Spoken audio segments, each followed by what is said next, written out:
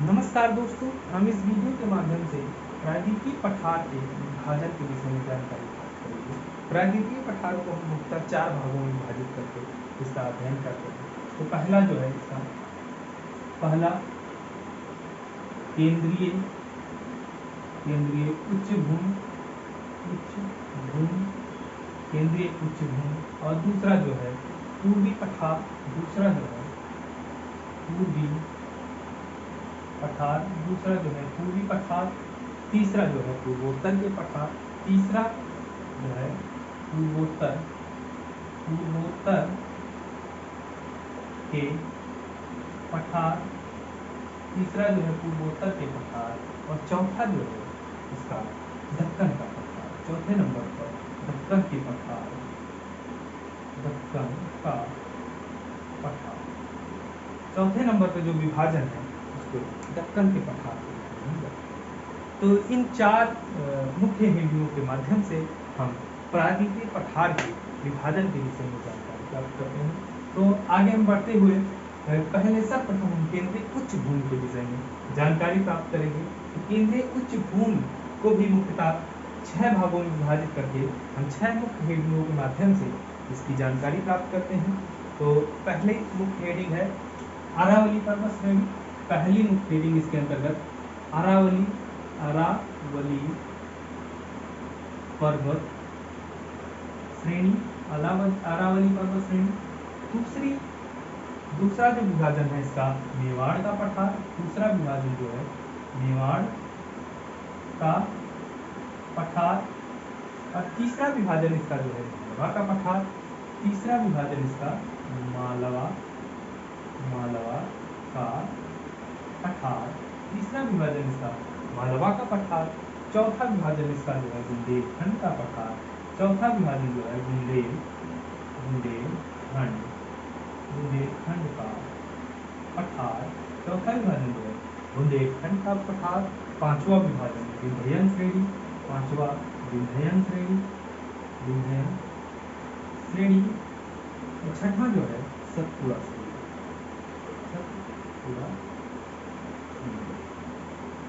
इन 6 मुख्य हेडिंगों के माध्यम से हम केंद्रीय उच्च भूमि के विषय में जानकारी प्राप्त करते हैं। तो सर्वप्रथम हम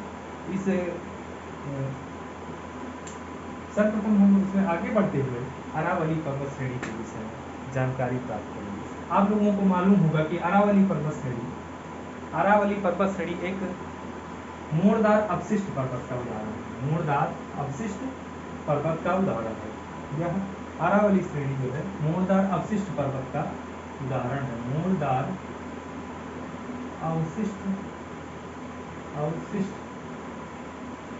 पर्वत का उदाहरण है। मोड़दार अवशिष्ट पर्वत का उदाहरण है। और यह जो है लगभग इसकी आयु जो है लगभग 570 मिलियन वर्ष मानी जाती है। 570 मिलियन वर्ष मानी जाती है। इसका विस्तार जो है पूर्वोत्तर, इसका विस्तार जो है उत्तर पूर्व में जो है विस्तार, इसका जो है विस्तार उत्तर पूर्व में दिल्ली रिज से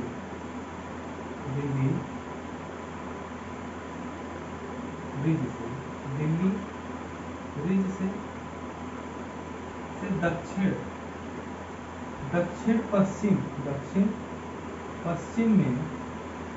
पश्चिम में गुजरात के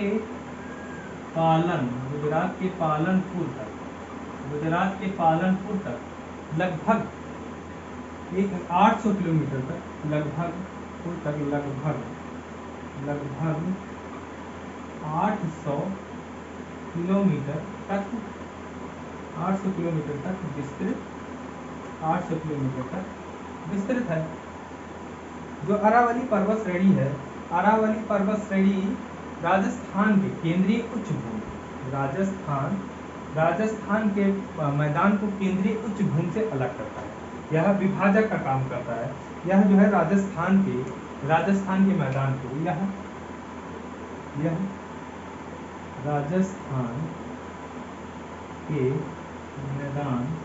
राजस्थान के मैदान को केंद्रीय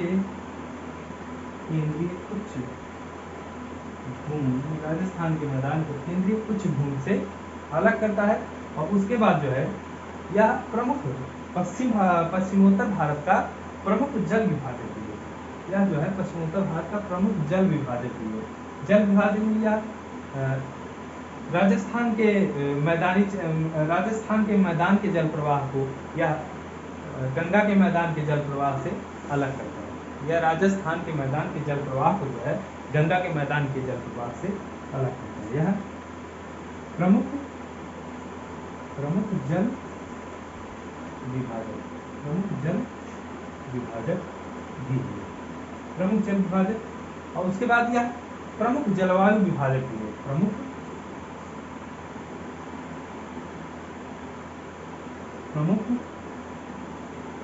जलवायु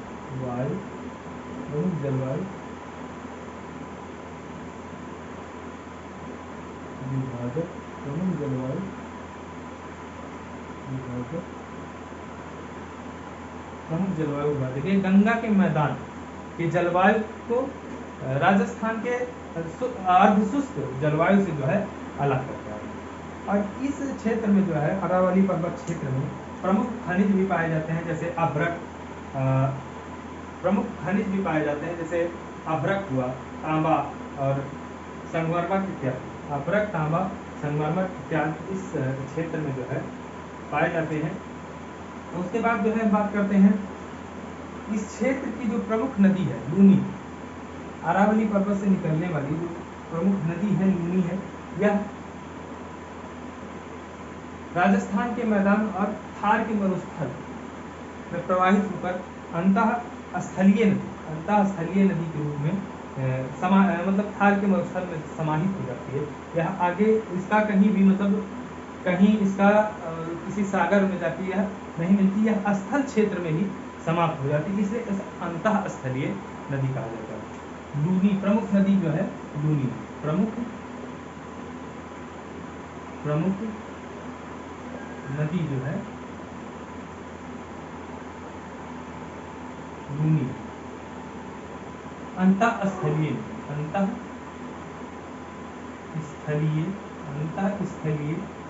नदी का उदाहरण है यह, अंतःस्थलीय नदी का उदाहरण है। इसकी प्रमुख सहायक नदियां जो है सुकरी एवं जवाई। सहायक नदियां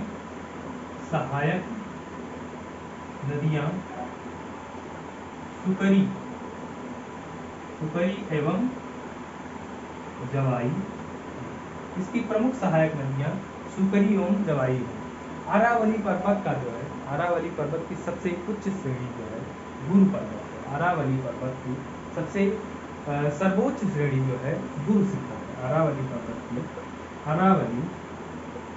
अरावली पर्वत का सर्वोच्च शिखर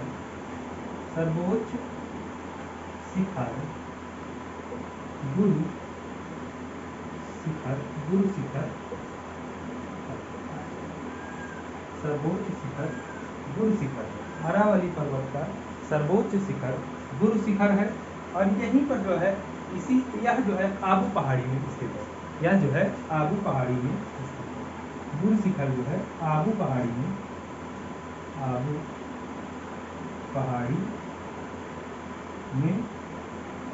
स्थित है। आबू पहाड़ी में स्थित है। गुरु शिखर जो है आबू पहाड़ी में स्थित है। यहीं पर जैनियों का जो है जैनियों का प्रमुख जो है स्थान दिलवाड़ा। यहाँ पर जैनियों का जो है प्रमुख मंदिर, जैनियों का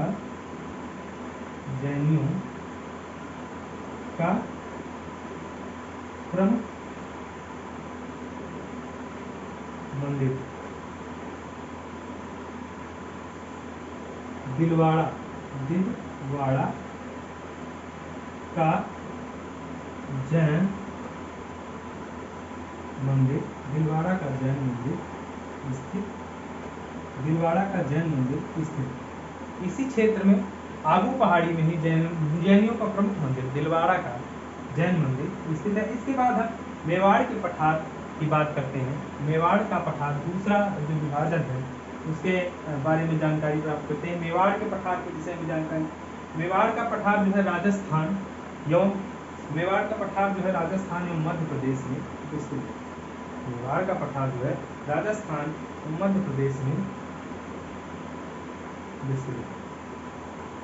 दूसरा जो है मेवाड़ का पठार, मेवाड़ का पठार। यह पठार जो है राजस्थान एवं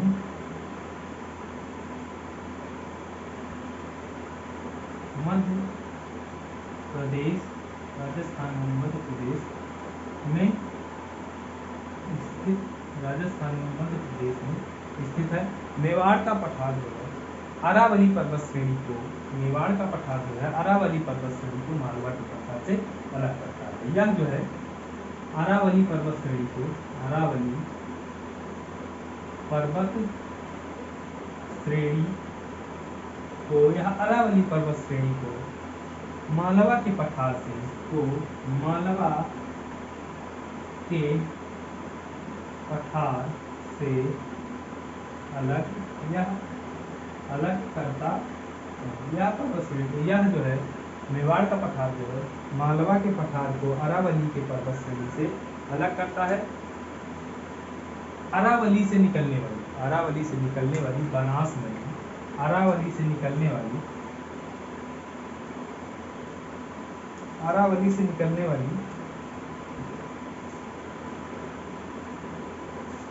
अरावली से निकलने, अरावली से निकलने वाली, अरावली से निकलने वाली बनास नदी, अरावली से निकलने वाली बनास नदी इस क्षेत्र की, इस क्षेत्र में प्रवाहित होने वाली, इस क्षेत्र में प्रवाहित होने वाली प्रमुख नदी है। इस क्षेत्र में प्रवाहित होने वाली प्रमुख नदी है। यह प्रवाहित होने वाली प्रमुख नदी, बनास नदी इस क्षेत्र में प्रवाहित होने वाली प्रमुख नदी है। बनास नदी जो है चंबल की सहायक नदी है। यह जो है चंबल की सहायक नदी है। यह चंबल की सहायक, चंबल की सहायक नदी, यह जो है चंबल की सहायक नदी है। तत्पश्चात हम इसके तीसरे विभाजन मालवा की पठार की प्रस्थान करते हैं। मालवा के पठार के विषय में जानकारी प्राप्त करते हैं। मालवा के पठार का विस्तार जो है राजस्थान, मालवा के पठार का विस्तार जो है राजस्थान, राजस्थान मध्य प्रदेश, राजस्थान मध्य प्रदेश में पाया जाता है। इसको मालवा के पठार को राजस्थान में हड़ौती का पठार कहा जाता है। राजस्थान में इसे हड़ौती का पठार कहा जाता है। मालवा का पठार। तीसरा जो है मालवा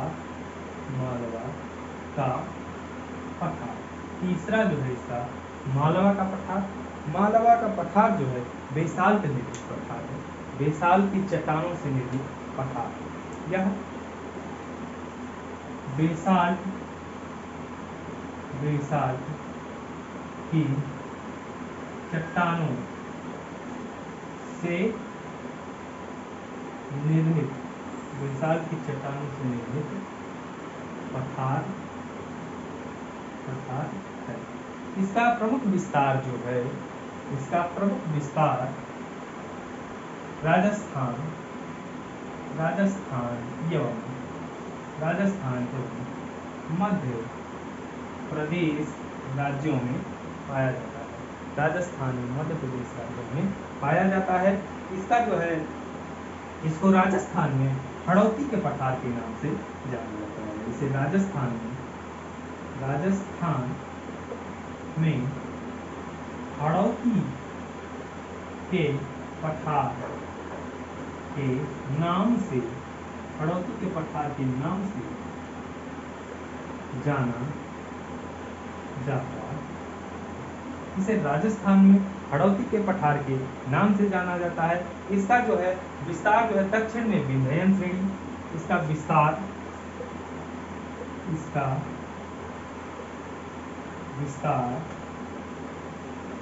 दक्षिण में विंध्ययन श्रेणी, इसका विस्तार जो है दक्षिण में विंध्ययन श्रेणी, और उसके बाद जो है दक्षिण में विंध्ययन श्रेणी, उत्तर में ग्वालियर की पहाड़ी, ग्वालियर का पहाड़ी क्षेत्र, उत्तर में दक्षिणी विस्तार विंध्ययन श्रेणी, उत्तरी विस्तार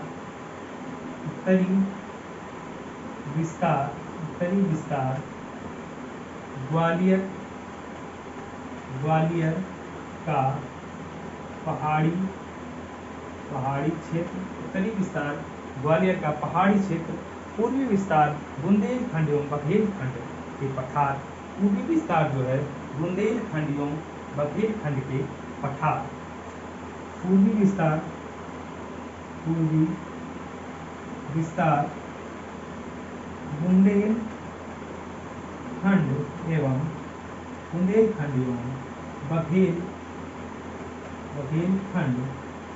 बुंदेलखंड एवं बघेलखंड का पठार, बुंदेलखंड एवं बघेलखंड का पठार, और पश्चिमी विस्तार जो है इसका, पश्चिमी विस्तार में मेवाड़ का पठारी क्षेत्र, पश्चिमी विस्तार में मेवाड़ का पठारी क्षेत्र होता है। इसको पश्चिमी विस्तार जो है मेवाड़ के पठारी क्षेत्र तक, पश्चिमी विस्तार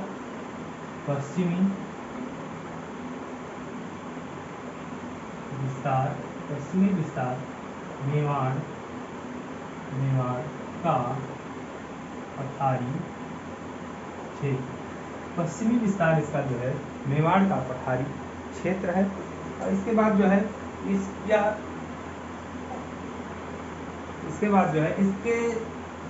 यह जो है मेवाड़ के या बेसाल चट्टान के अपक्षरण के कारण काली मृदा का विकास हुआ। यहाँ पर जो है मेवाड़ की बेसाल की चट्टानों के अपक्षरण के कारण जो है, बेसाल की चट्टानों के अपक्षरण के कारण जो है यहाँ पे काली मिट्टी का विकास हुआ है, जो कपास की कृषि के लिए उत्तम क्षेत्र हो, जो कपास के कृषि के लिए उत्तम मिट्टी मानी जाती है। बेसाल चट्टान के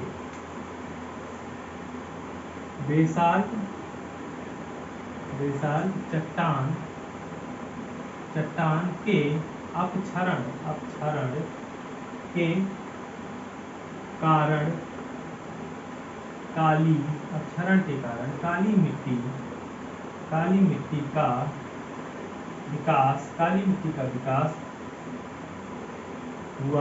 मिट्टी का विकास हुआ है, जो कपास की कृषि के लिए,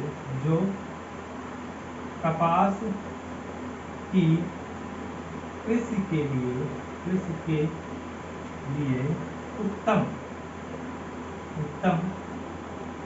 मृदा, जो कपास की कृषि के लिए उत्तम मृदा, या इस क्षेत्र में जो प्रमुख नदियां प्रवाहित होती हैं उसमें चंबल, इस क्षेत्र की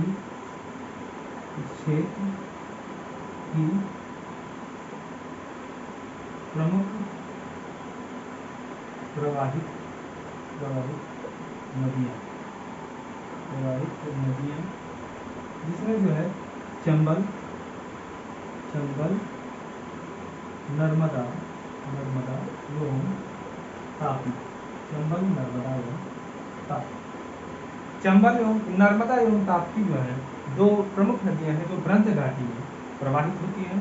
उसके बाद जो चंबल नदी है, चंबल नदी अवनलिका अपर्दन के लिए, चंबल नदी अवनलिका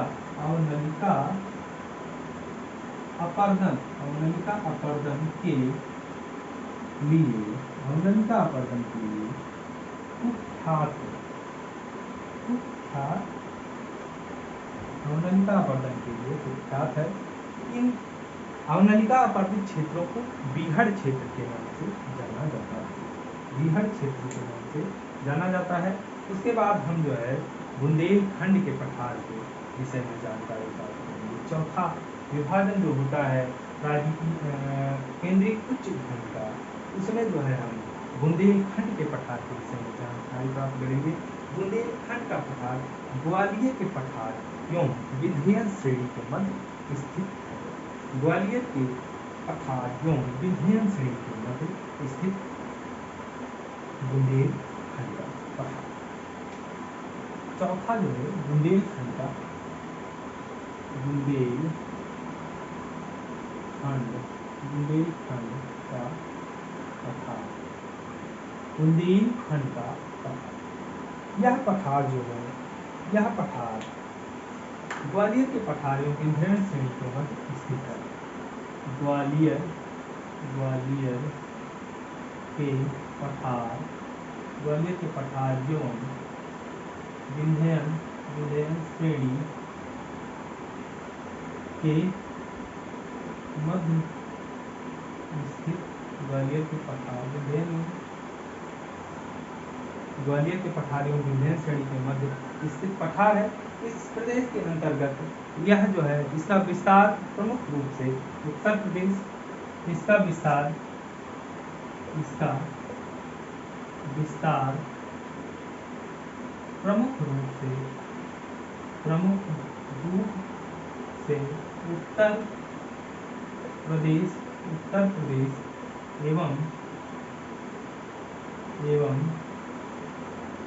मध्य प्रदेश, उत्तर प्रदेश एवं मध्य प्रदेश के 7 जिलों में, इसका प्रमुख विस्तार उत्तर प्रदेश एवं मध्य प्रदेश के 7 जिलों में, 7 प्रदेश के 7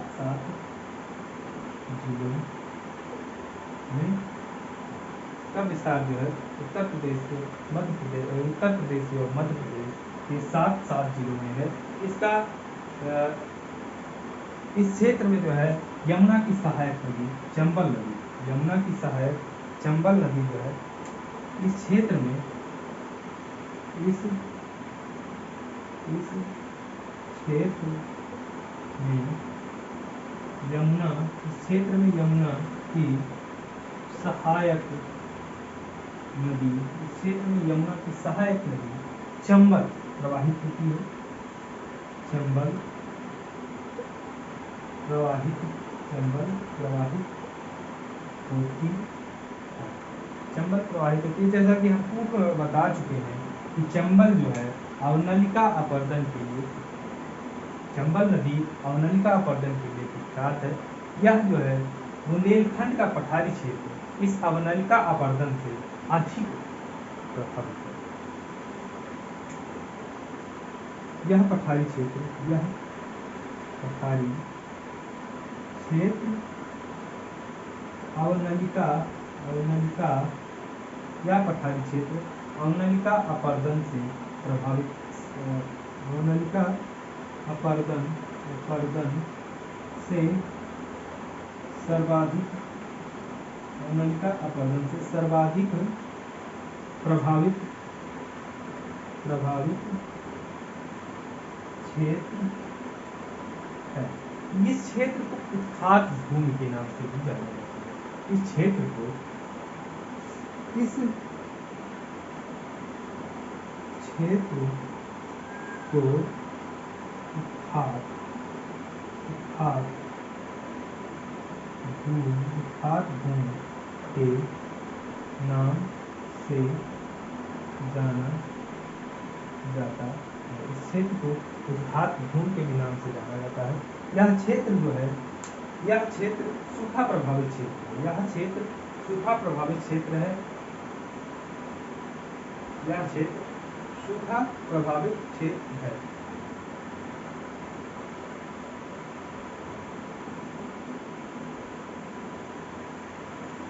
यह क्षेत्र जो है सूखा प्रभावित क्षेत्र होने के कारण केंद्रीय उच्च भूमि का अनउपजाऊ क्षेत्र है। यह सूखा प्रभावित यह क्षेत्र सूखा प्रभावित यह क्षेत्र सूखा प्रभावित क्षेत्र होने के कारण यह क्षेत्र सूखा प्रभावित होने के कारण केंद्रीय उच्च भूमि का केंद्रीय उच्च भूमि का अनउपजाऊ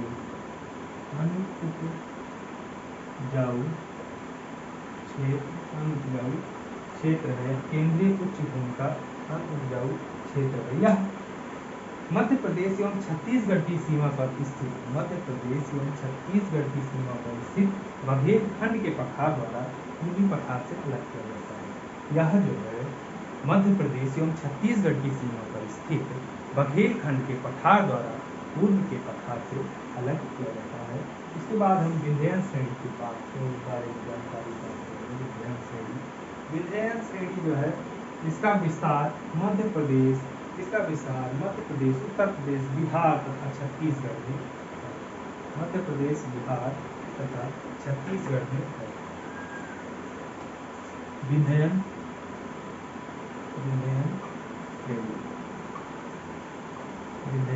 श्रेणी इसका विस्तार जो है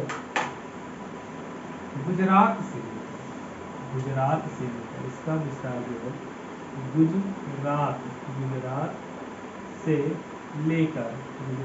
लेकर मध्य प्रदेश, उत्तर प्रदेश, बिहार, मध्य प्रदेश, उत्तर प्रदेश, बिहार एवं छत्तीसगढ़,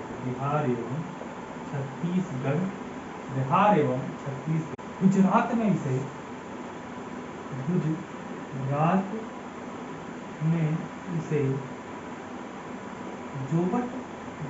में इसे जोबट हिल के नाम से जाना जाता है। गुजरात में इसे जोबट हिल के नाम से जाना जाता है और बिहार में इसे कैमूर हिल के नाम से जाना जाता है। बिहार में इसे कैमूर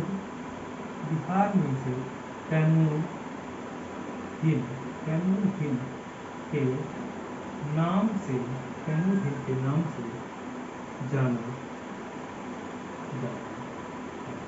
बिहार में इसे कैमूर हिल के नाम से जाना जाता है। विंध्याचल श्रेणी जो है, विंध्यान श्रेणी जो है, यह प्रमुख 3 पर्वतों से मिलकर इसका निर्माण हुआ है। इसके अंतर्गत पारसनाथ श्रेणी, कैमूर श्रेणी एवं विंध्यान श्रेणी से इसका निर्माण हुआ है। विंध्यान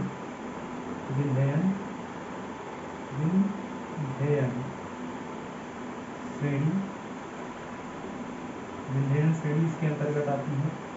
यह जो विंध्यान श्रेणी है, यह लाल बलुआ पत्थर एवं चूना पत्थर, इस श्रेणी में जो है लाल बलुआ पत्थर एवं चूना पत्थर, इस श्रेणी में लाल बलुआ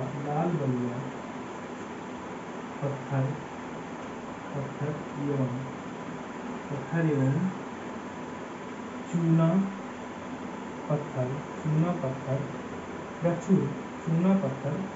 प्रचुर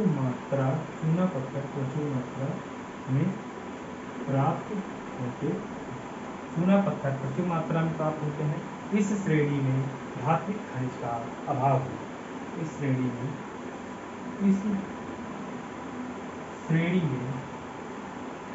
धात्विक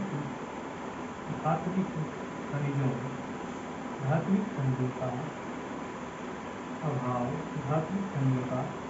है। इस श्रेणी में जो है धात्विक खनिजों का अभाव है। और यह श्रेणी जो है यह श्रेणी जो है मध्य भारत का प्रमुख जल विभाजक है। यह श्रेणी मध्य भारत में प्रमुख जल विभाजक का कार्य करती है। यह श्रेणी उत्तर के विशाल मैदान के उत्तर श्रेणी के विशाल मैदान के उत्तर श्रेणी उत्तर के मैदान यह श्रेणी उत्तर के विशाल मैदान उत्तर के विशाल मैदान के जलीय क्षेत्र को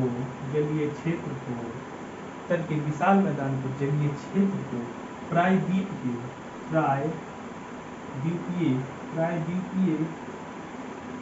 भारत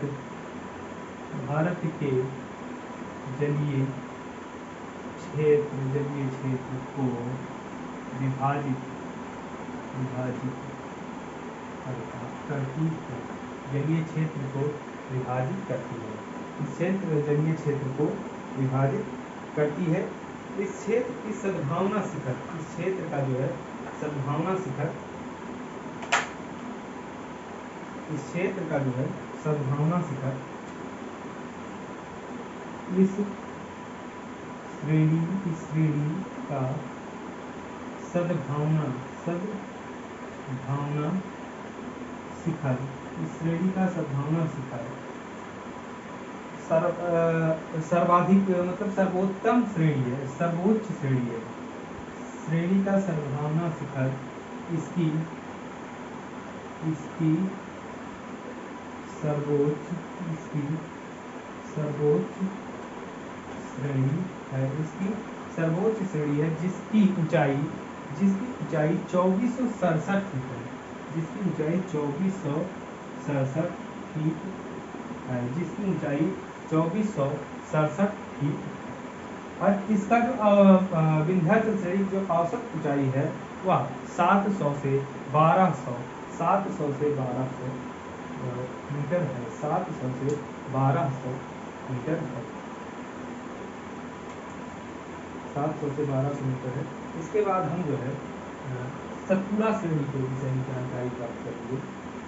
इसके बाद जो है हम सतपुड़ा श्रेणी के विषय में जानकारी प्राप्त करेंगे। सतपुड़ा श्रेणी जो है सतपुड़ा श्रेणी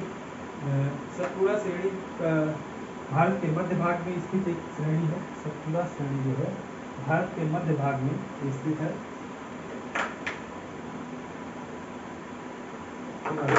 सतपुड़ा श्रेणी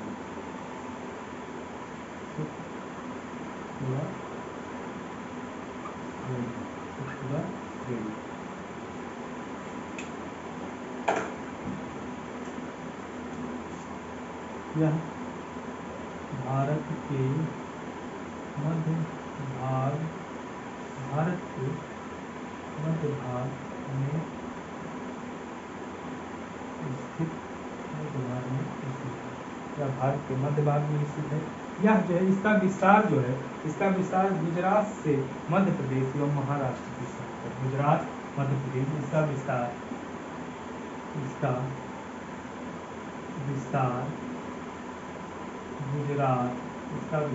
गुजरात महाराष्ट्र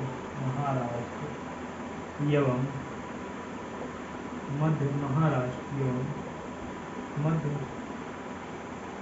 प्रदेश में है। इसका विस्तार गुजरात महाराष्ट्र एवं मध्य प्रदेश में है।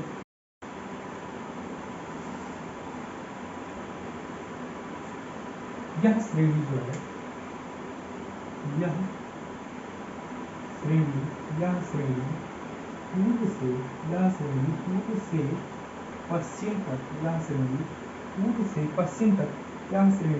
पूर्व से पश्चिम तक मैकाल की श्रेणी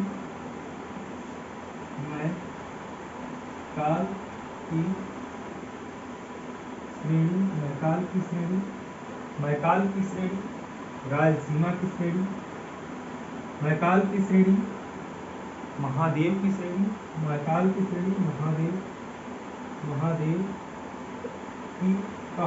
महादेव की पहाड़ी एवं एवं रायलसीमा की पहाड़ी के रूप में विस्तृत है। इस श्रेणी का जो सर्वोच्च शिखर है वह धूपगढ़ का शिखर है। इस श्रेणी का जो सर्वोच्च शिखर है वह धूपगढ़ का शिखर है। इस श्रेणी का सर्वोच्च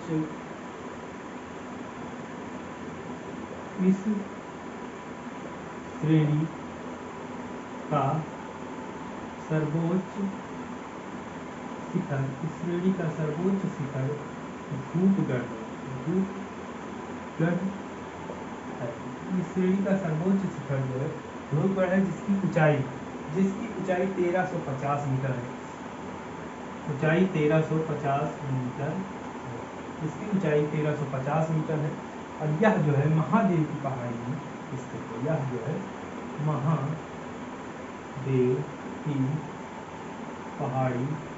महादेव की पहाड़ी में स्थित। यह जो है एक ब्लॉक पर्वत है। सतपुड़ा श्रेणी जो है एक ब्लॉक पर्वत है। सतपुड़ा श्रेणी जो है एक ब्लॉक पर्वत है।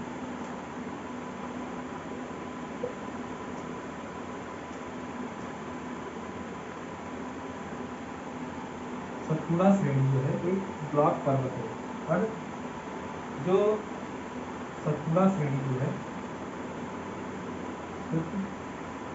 सतपुड़ा श्रेणी एक ब्लॉक पर्वत। सतपुड़ा श्रेणी एक ब्लॉक पर्वत है। यह बेसाल्ट एवं ग्रेनाइट की चट्टानों द्वारा बेसाल्ट एवं ग्रेनाइट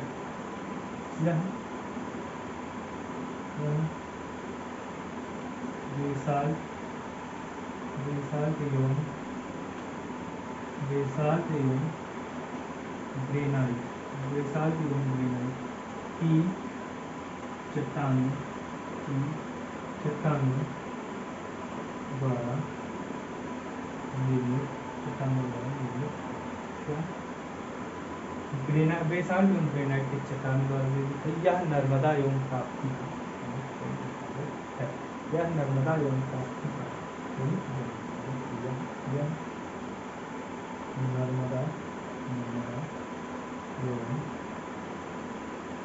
नर्मदा एवं ताप्ती का जल विभाजक। दोस्तों, आज के वीडियो में इतना ही। अगली वीडियो में हम जब मिलेंगे तो अगली वीडियो में हम पूर्व के पठार के विषय में जानकारी प्राप्त करेंगे। हम मोटा बता देते हैं। पूर्व का पठार जो है उसका 3 भागों में विभाजित किया जाता है। छोटा नागपुर का पठार, छत्तीसगढ़ बेसिन या महानदी बेसिन, और दंडकारण्य का। आगे जब हम मिलेंगे पूर्वी पठार में इन तीनों मुख्य हेडियों में छोटा नागपुर का पठार, छत्तीसगढ़ बेसिन या महानदी बेसिन या दंडकारण्य पठार, इन 3 हेडियों के माध्यम से हम जानकारी प्राप्त करेंगे। धन्यवाद। यदि आपको यह वीडियो पसंद आया हो तो इसको लाइक करें, शेयर करें।